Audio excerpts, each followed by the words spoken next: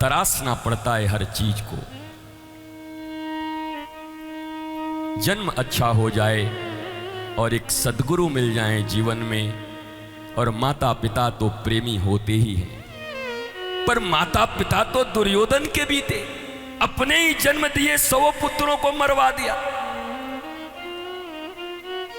अगर थोड़ा सुधर गए होते माता और पिता दोनों अंधे, तो शायद वो सैकड़ों नहीं मारे जाते। तब ये भी कैसे कहूं कि माता पिता ने अच्छा ही ज्ञान दिया। माधवी आई, भगवान चेहरा देखना चाहते थे नंदलाल। मां ने सिखा के भेज दिया था कि वृंदावन जाना तो जो एक बंसी बजाने वाला, उससे बच के रहना, नहीं परिवार तुम्हारा चलने वाला नहीं है, खत्म कर देगा वो, उसी के प्रेम में अटक जाओगी तुम। मैया सिखा के भेजी थी।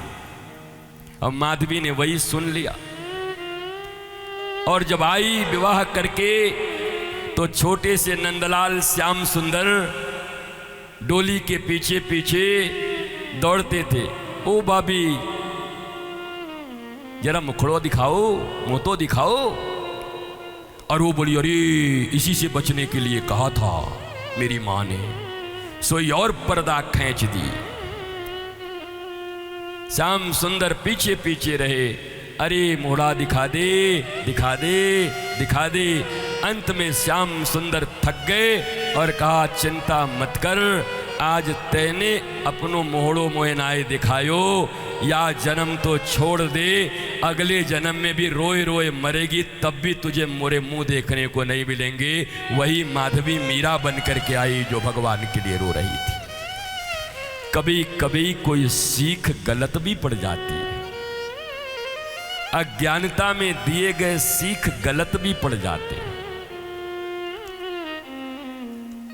इसलिए सीख तो समाज के संत, शास्त्रज्ञ, विद्वज्ञ, वेदज्ञ, गुरुदेव से सीख करके ही अपने बच्चों को देना। मेरी मां, तुम्हें भी अपने बच्चों को कोई ज्ञान देना हो तो किसी निष्णात गुरु से, शास्त्र पढ़ने वाले से, किसी ऐसे संत महापुरुष से पूछना कि हे गुरुदेव प्रभु, मेरे बच्चों को मैं बहुत संस्कारवान, सुखी, आनंदित और बहुत बड़ा बनाना चाहती हूँ, मुझे क्या उनको शिक्षा देनी चाहिए? पूछ लेना जरूर। ये मत छाती फुलाए चलना कि हम मम्मी हैं, हम दूसरे से पूछेंगे क्या। मम्मी तो वो भी थी, रावण की भी मम्मी थी, कैकसी। रावण की मां ने अगर रावण को बचपन में गलत शिक्षा न दी होती तो रावण भी बड़ा विद्वान और वेदज्ञ था साहब।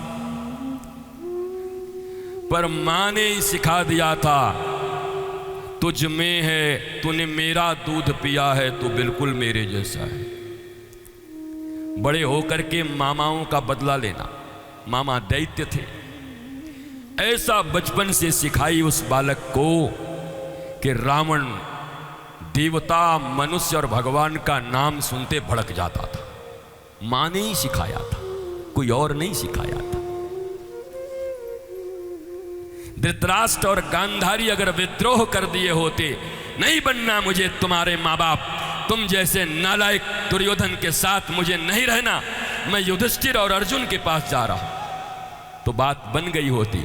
आखिर जब सब बेटे मर गए 100 के 100, तब तो फिर इन्हीं के पास आकर के रोटियां तोड़ता था।